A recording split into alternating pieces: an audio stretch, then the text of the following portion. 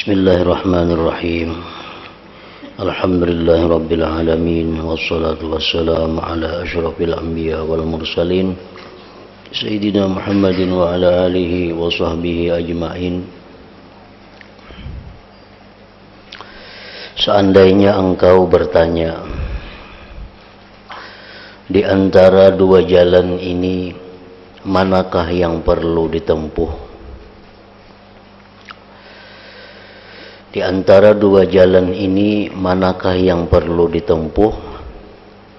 Jalan khaufkah atau jalan raja?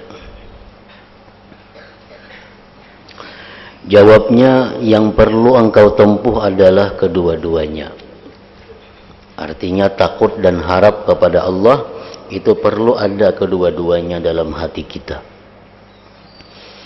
Sebab dikatakan oleh sebagian ulama, barang siapa dikalahkan oleh raja,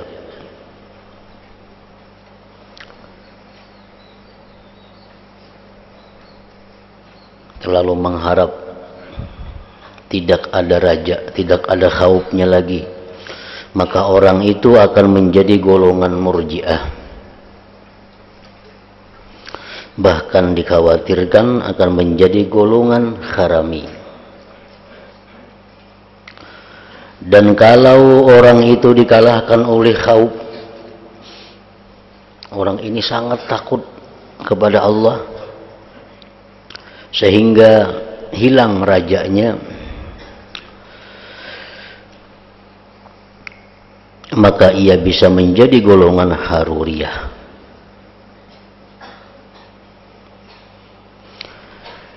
Kedua-dua itu golongan di luar dari golongan yang benar, keluar dari golongan ahlu sunnah wal jamaah. Yang menjadi maksud, yang menjadi tujuan, hendaklah yang satu khauf, jangan sampai terpisah dari yang lain. Keduanya takut kepada Allah, mengharapkan anugerah Allah, itu harus ada dalam hati kita. Karena sebenarnya raja hakiki, mengharap yang sebenarnya, itu tidak lepas dari khauf hakiki, dari takut yang sebenarnya. Dan sebaliknya, khauf hakiki, khauf takut yang sebenarnya itu tidak dapat lepas dari raja hakiki, dari mengharap yang sebenarnya. Dari itu ada orang berkata, ahli khauf, orang yang takut kepada Allah itu pasti mempunyai raja, pasti mempunyai harapan, tidak bisa aman. Dan ahli raja, orang yang selalu mengharap, tentu mempunyai khauf, tidak bisa putus asa. Andai kata engkau berkata, dapatkah yang satu lebih unggul daripada yang lain, atau lebih banyak ingat pada salah satunya dalam segala keadaan? Kalau takut kepada Allah itu harus ada, mengharap rahmat Allah itu harus ada dalam hati kita, bolehkah yang satu lebih dari yang lain? Ketahuilah, apabila hamba itu sihat lagi kuat, seperti orang-orang muda, orang-orang yang masih anum, maka khauflah yang lebih utama banyak ia miliki. Lebih banyak takut kepada Allah. Itu untuk orang-orang yang lebih kuat, yang lagi sihat, lagi anum, itu hendaknya mengingat-ingat kebesaran Allah, mengingat-ingat intayan Allah, mengingat-ingat pengawasan Allah, mengingat azab Allah, itu lebih banyak ada di dalam hati. Dan kalau ia dalam keadaan sakit dan lemah, apalagi jika sudah mendekati akhirat, maka raja mengharap itu lebih utama. Sudah kada kau lagi sembahyang banyak, sudah kada kau lagi bergerak banyak, sudah kada kau lagi berzikir banyak. Nah, orang seperti ini Yang baik itu adalah banyak-banyak mengharapkan rahmat Allah. Demikianlah yang aku dengar dari para ulama. Hal ini berdasarkan hadis yang diriwayatkan bahwa Allah Ta'ala berfirman, ana indal munkasirati qulubuhum min makhafati. Artinya, aku, ujar Tuhan, berada di dekat orang yang pecah hatinya lantaran takut kepadaku. Jadi raja mengharapkan ampunan Allah, mengharapkan rahmat Allah, orang itu lebih utama daripada pada saat itu. Karena pecah hatinya, sakit hatinya, dan ketakutannya yang telah lalu. Pada waktu itu ia masih sehat, kuat, dan mampu. Sebab itu orang-orang yang pecah hatinya, sakit hatinya, diberitahu, janganlah kalian takut dan jangan pula bersusah hati. La takhafu wa la tahzanu. Orang yang sudah ditilam berabah, kada kau lagi menuntut ilmu, kada kau lagi berjihad fisabilillah, kada kau lagi sembahyang berjamaah. Nah, orang-orang seperti itu hendaknya hanya banyak-banyak ingat lawan rahmat Allah. Jika engkau bertanya, tidaklah telah datang banyak hadis mengenai baik sangka kepada Allah dan menganjurkannya.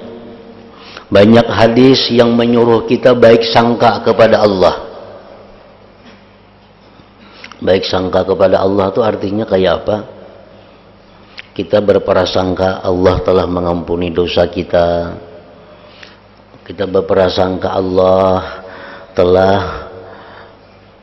menghapus segala kesalahan-kesalahan kita. Kita berprasangka bahwa Allah itu sayang lawan kita. Nah, dalam hadis banyak menganjurkan kita demikian. Maksudnya bagaimana? Maka ketahuilah bahwa di antara baik sangka kepada Allah adalah takut melakukan maksiat, takut akan siksa Allah, dan bersungguh-sungguh melayani Allah, berkhidmat kepada Allah. Ketahuilah pula bahwa dalam masalah ini terdapat patukan, pedoman yang kuat dan faedah agung yang sebagian banyak orang keliru, yaitu perbedaan antara raja mengharap dan umniyah angan-angan.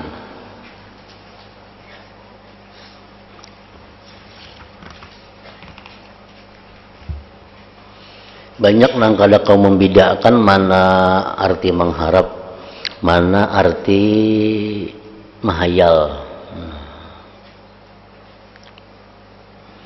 Dikira mahayal itu yang mengharap. Raja mengharap bertempat pada satu dasar. Contohnya, sedangkan umniyah, tamanni, lamunan, hayalan tidak bertempat pada dasar. Contohnya begini. Orang yang menanam padi, yang bersungguh-sungguh dan mengumpulkan alat-alat untuk menjamur, lalu berkata, aku berharap bisa memperoleh 100 karung. Nah, orang ini bahuma memupuk, menyiangi, memelihara kebun. Inya berharap satu saat kayaknya akan panen. Nah, ini ngarannya berharap. Sementara itu seorang yang lain tidak menanam padi dan tidak pernah bekerja, tidur melulu dan lingah. Lalu kalau sudah sampai waktunya menjamur, ia berkata, aku mengharap dapat menghasilkan 100 karung. Nah, ini orang nama hayal ngarannya. Sembahyang kada, mbahanu sembahyang, puasa kayak itu, yang haram digawinya. Lalu inya mengharap, ujarnya kayaknya aku diampuni Tuhan aja. Nah, ini ngarannya mahayal, kada berdasar. Kalau kita sembahyang, kita puasa, kita beribadah, lalu kita berharap bahwa diampuni Allah, nah ini ngarannya bujur-bujur mengharap. Orang menuntut ilmu, habis nuntut ilmu mutalaah, habis mutalaahnya beribadah kepada Allah, mengharapkan satu saat dapat ilmu laduni. Nah ini mengharap, ini orang nang mengharap. Orang nang belajar kada karuan, mutalaah kada karuan, beribadah kada karuan, mengharap satu saat diberi Allah ilmu laduni. Nah ini mahayal ngarannya, mahayal, maangan-angan.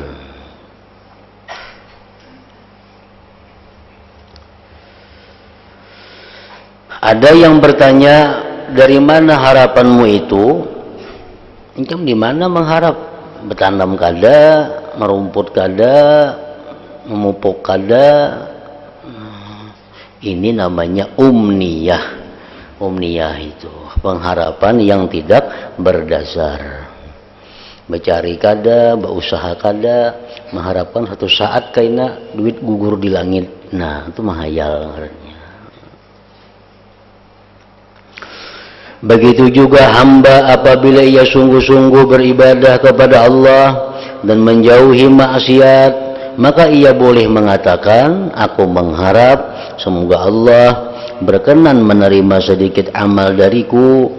Mudah-mudahan Allah menyempurnakan kekuranganku, memberikan ganjaran sebesar-besarnya kepadaku, mengampuni kesalahan-kesalahanku, dan aku berbaik sangka kepada Allah. Ini namanya raja. Itu ngarang berbaik sangka lawan Tuhan. Sudah kita beribadah menjauhi nang haram, lalu kita berbaik sangka kepada Tuhan, Tuhan mengampuni dosa karena aku sudah beristighfar, sudah tobat. Nah Tuhan mengampuni dosa-dosaku. Berbaik sangka seperti itu disuruh.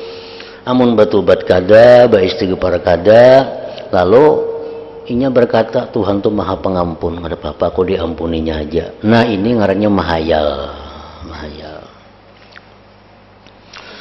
Adapun orang yang lalai beribadah, meninggalkan taat, melakukan berbagai maksiat, tidak memperdulikan kemurkaan Allah, tidak mengharapkan keridhaan Allah, tidak menghiraukan janji Allah dan mengabaikan ancaman Allah, lalu tiba-tiba mengharapkan dari Allah diberi surga dan selamat dari neraka, maka yang demikian itu adalah umniyah yang tidak ada faedahnya.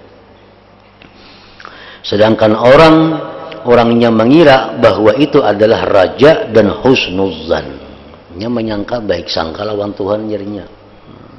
Maksiat digawi terus, aku baik sangka gitu Tuhan tuh mengampuni ya kaina. Nah itu mahayal. Padahalnya itu husnuzan, ini salah dan sesat itu. Arti semacam ini dibuat syair oleh seorang penyair. Tarjun najata walam tasluk masalikaha, innas safinata la tajri 'alal yabasi. Engkau mengharapkan selamat tetapi tidak menempuh jalannya. Sungguh perahu itu tidak dapat berjalan di atas daratan yang kering.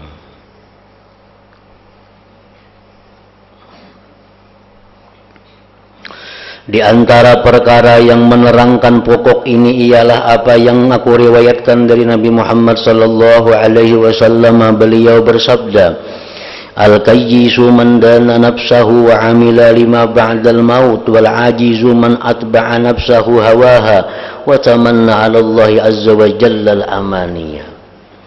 Artinya orang yang sempurna akalnya adalah orang yang menundukkan nafsunya dan mau beramal untuk keperluannya sesudah mati. Itu orang pintar. Sedangkan orang yang lemah yaitu orang yang selalu menuruti kesenangan nafsunya dan yang mengharapkan berbagai harapan kepada Allah. Nah itu orang yang lemah akalnya. Beramal kada, beribadah kada, mengharapkan rahmat Allah.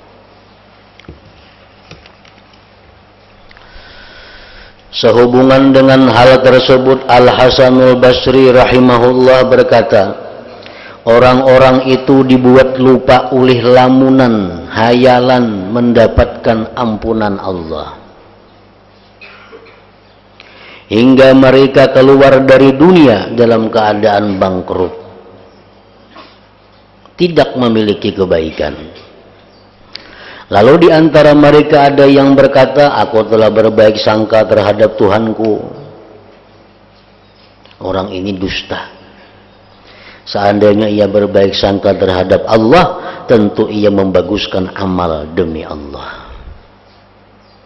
Kemudian Al-Hasan membaca firman Allah Ta'ala, "Faman kana yarju liqa'a rabbih falya'mal 'amalan shalihan." Artinya barang siapa mengharapkan bertemu dengan Tuhannya, maka hendaklah ia beramal dengan amal yang baik. Dan ayat wazalikum zannukumul ladzi zanantum li rabbikum ardaakum fa asbahtum minal khasirin. Artinya yang demikian itu adalah prasangkaan kalian yang kalian sangka terhadap Tuhan kalian. Persangkaan itu merusak kalian sehingga kalian menjadi orang-orang yang merugi. Mbak ibadah kada, mbak amal kada, inya menyangka Tuhan tuh mengampuni aja kaina. Tuhan tuh kena memberi pahala aja. Nah, sangkaan seperti itulah yang merusak. Diriwayatkan dari Ja'far Ad-Dabu'i rahimahullah, beliau berkata, aku melihat Abu Maisarah yang tekun beribadah. Tulang rusuknya kelihatan muncul saking kerasnya beribadah. Aku berkata, semoga Allah mengasihanimu. Sungguh rahmat Allah itu luas. Pian ini beribadah sampai berkurus awak. Kasihan pian. Rahmat Allah itu luas saja. Mendengar itu Abu Maisarah marah dan berkata, adakah engkau melihat padaku ada tanda-tanda putus asa dari rahmat Allah? Sungguh rahmat Allah itu dekat dari orang-orang yang berbuat baik. Ja'far berkata, aku lantas menangis mendengar ucapan Abu Maisarah itu. Dalam Al-Quran dijelaskan, inna rahmatallah qaribun minal muhsinin. Rahmat Allah itu dekat lawan orang yang berbuat baik. Amun kita berbuat baik, ayuha kita menyangka rahmat Allah datang kepada kita karena sudah parat. Amun kita sudah berbuat baik, ayuha kita menyangka bahwa rahmat Allah itu datang karena sudah parat. Amun nang kita berbuat maksiat jauh lawan rahmat Allah, kita menyangka dirahmati, nah itu ngarannya hayal.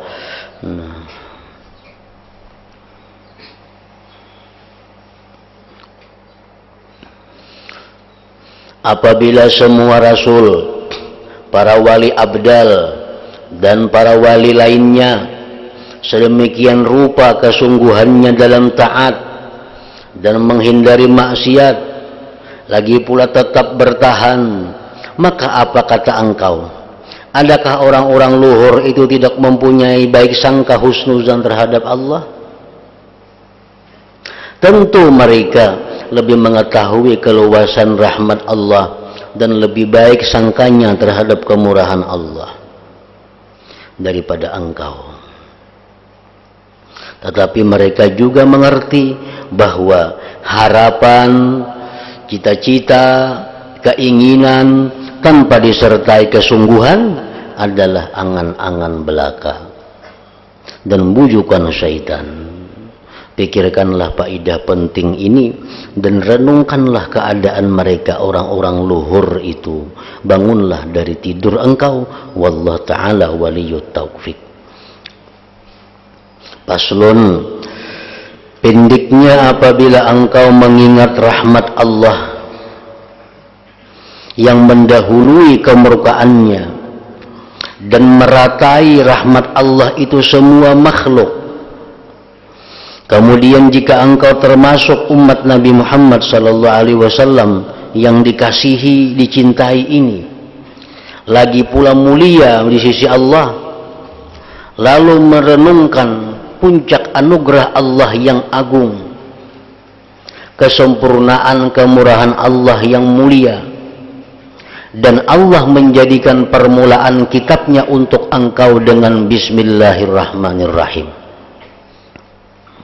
Kemudian merenungkan banyaknya nikmat Allah kepada engkau, nikmat yang jelas, kelihatan, kerasaan, dan nikmat yang samar, yang kada jelas, yang kada kelihatan, tanpa ada penolong atau amal lebih dulu.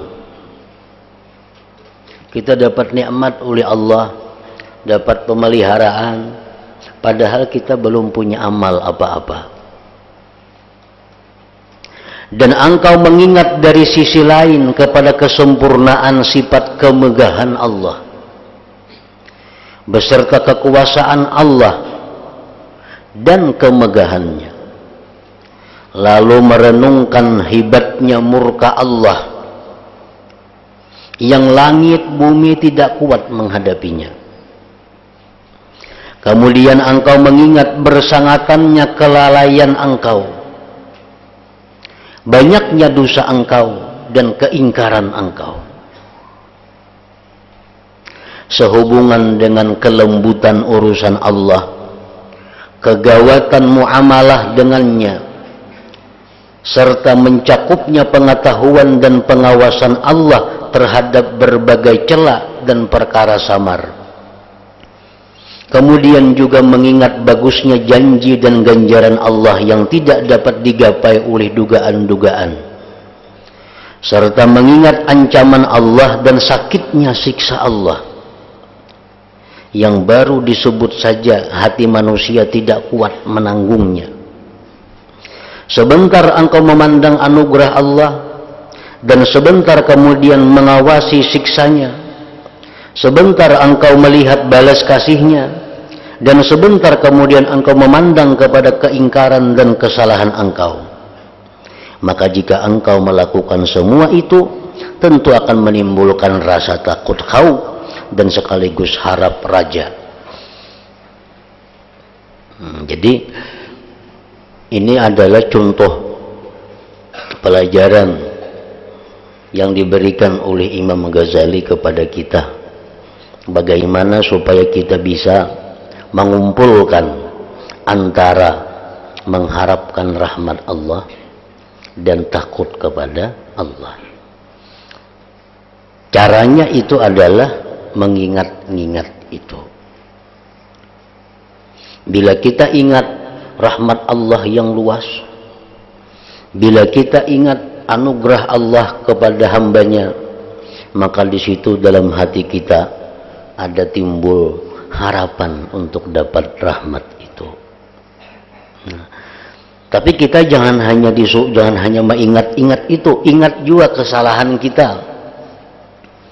Kita disuruh mengingat kelengahan kita, kita disuruh mengingat lalai kita, kita disuruh mengingat maksiat kita disuruh mengingat menyalahgunakan nikmat Tuhan, kita disuruh mengingat durhakanya kita kepada orang tua, kita disuruh mengingat segala macam perbuatan jahat. Nah, dari situ timbul kita takut kepada Allah.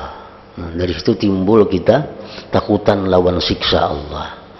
Nah, jadi mengingat-ingat dua perkara itu adalah jalan yang mesti kita tempuh. Sembahyang umpamanya. Nah, dalam sembahyang itu kita ingat, kita berwudu, kita bertakbir, kita membaca doa ini, kita membaca Fatihah, kita membaca macam-macam. Nah, di situ kita berharap dapat rahmat Allah. Karena ada hadis Nabi bang, bila baudu baik, baudu macam ini, dosa-dosanya keluaran semuaan dari tubuhnya. Kan ada hadis Nabi seperti itu.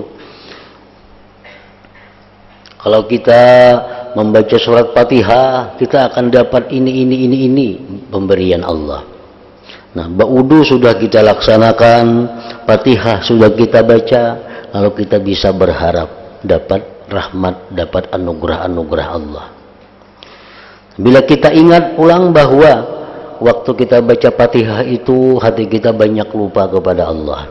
Waktu kita baca Fatihah hati kita kemana? Waktu kita membaca doa iftitah hati kita kemana? Nah di situ timbul pulang dalam hati kita takutan kalau bacaan kita itu kada disukai Allah. Kalau tingkah laku kita itu dimurkai Allah, ada pulang takutnya. Nah jadi kedua-duanya itu mesti ada di dalam hati kita. Bila kawa demikian, engkau telah menempuh jalan besar yang berada di tengah-tengah dan menyimpang dari dua jalur yang merusak, yaitu rasa aman dari makrullah dan putus asa dari rahmat Allah. Jangan sekali-kali kita beranggapan bahwa kita ini sudah ke surga karena abah kita orang wali umpamanya. Jangan kita beranggapan kita ini sudah pasti ke surga karena kita ini umat Nabi Muhammad. Kada mesti, karena banyak umat Nabi Muhammad yang masuk neraka.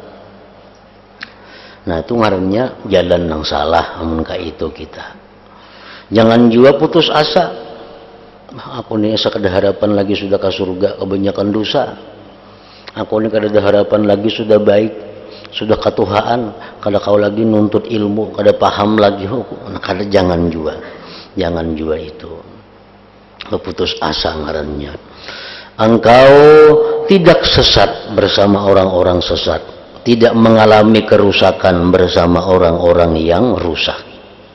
Dan engkau minum minuman campuran lagi pula berada di tengah-tengah. Nah, bila kita kawa mengumpulkan antara takut dan raja itu. Jadi engkau tidak mengalami kerusakan sebab dinginnya raja yang murni,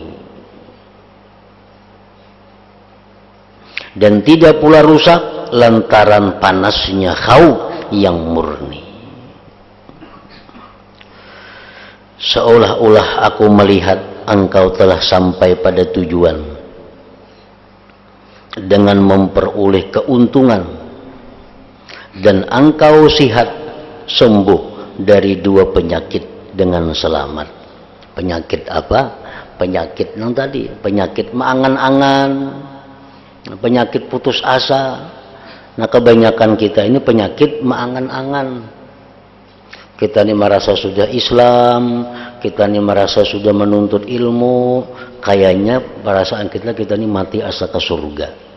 Nah itu perasaan yang luput, lain baik sangka itu ngarannya. Itu ngarannya mahayal. Orang Islam yang menuntut ilmu, mengamalkan ilmu, rajin beribadah, menjauhi nang haram, nah itu ayuh anak baik sangka dimasukkan Tuhan ke surga. Mengkada macam itu lain baik sangka, mahayal ngarannya, mengangan-angan.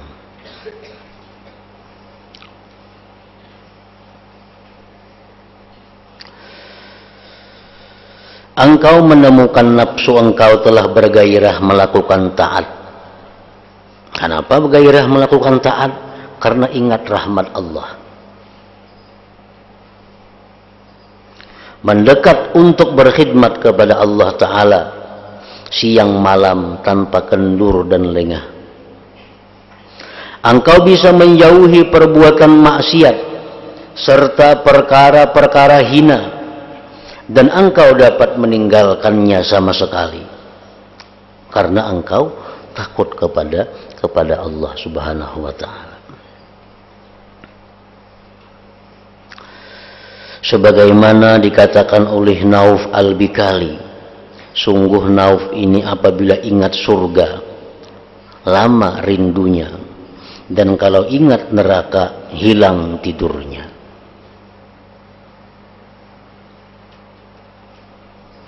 Dan dalam keadaan seperti ini engkau menjadi orang pilihan, orang khusus, ahli ibadah yang disifati Allah dengan firman-Nya, innahum kanu yusari'una fil khairat wa yad'unana raghabaw wa rahabah.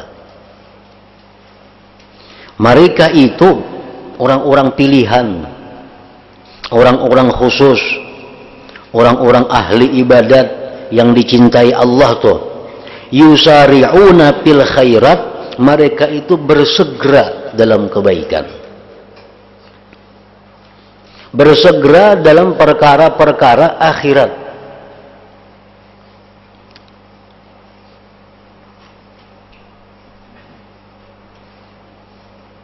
Kada mau menunda artinya. Seperti yang seringkali diungkapkan, jadilah engkau dalam urusan akhirat seolah-olah engkau esok mati. Jadilah engkau urusan akhirat itu seolah-olah esok mati. Jadi mesti hari ini dilaksanakan. Hendak bersedekah hari ini, jangan esok. Hendak tobat hari ini, jangan esok. Hendak memperbaiki diri hari ini, jangan esok. Karena esok engkau sudah mati. Jadilah engkau dalam urusan agama, urusan akhirat itu seolah-olah esok mati.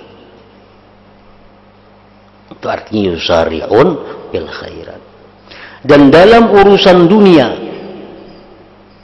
jadilah engkau seolah-olah hidup selama-lamanya. Kalau urusan dunia ayo esok kalau apa. Urusan kaina minggu digin. Urusan hendak membuka perusahaan, hendak membuka usaha, memperbanyak bisnis, kaina esok-esok kada apa-apa, atau minggu kaina kada apa-apa, karena seolah-olah kita urusan dunia ini hidup sepanjang masa. Tapi kalau urusan akhirat seolah-olah esok mati, artinya jangan ditunda-tunda. Innahum yusari'una fil khairat, mereka itu bersegera dalam kebaikan. Wa yad'unana, dan mereka berdoa kepada kami. Berdoa kepada kami.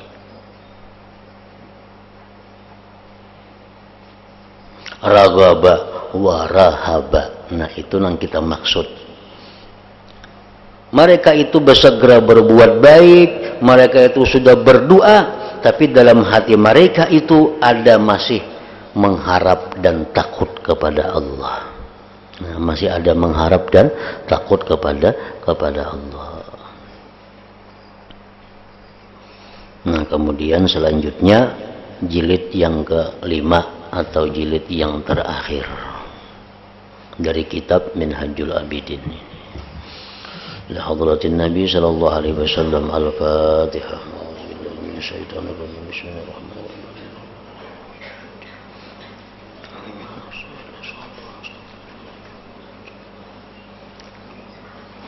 Bismillahirrahmanirrahim. Alhamdulillahirabbil alamin. Allahumma shalli wa sallim ala sayyidina Muhammad wa alihi wa sahbihi ajma'in. Allahumma ighfir lana ma akhta'na wa ma ta'ammadna wa ma asrarna wa ma a'lanna wa ma asrafna wa ma anta a'lam bihi minna. Antal muqaddimu wa antal muakhiru, la ilaha illa anta. Allahumma anfa'na bima 'allamtana wa 'allimna ma yanfa'una wa zidna fahman wa ilman wa amalan wa hudan wa taufiqan bi rahmatika ya arhamar rahimin. Sallallahu ala sayyidina Muhammad wa alihi wa sallama walhamdulillah.